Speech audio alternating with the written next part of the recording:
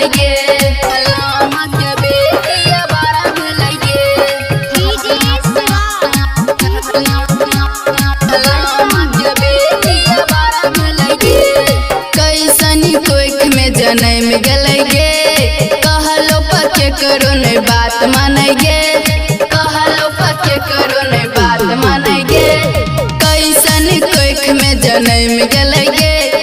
कहलो पके करो नहीं बात मानै गे बात मानै गे मुखिया सरपंच सब करे हल्ला गे मुखिया सरपंच सब करे हल्ला गे फलामा के बेटिया बड़ा भेलै गे फलामा के बेटिया बड़ा भेलै गे फलामा के बेटिया बड़ा भेलै गे फलामा के बेटिया बड़ा भेलै गे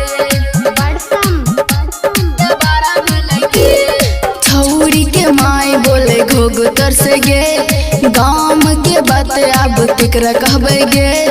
गाम के बात अब केकरा कहबै गे छौरी के माई बोले घोघतर से गे गाम के बात अब केकरा कहबै गे।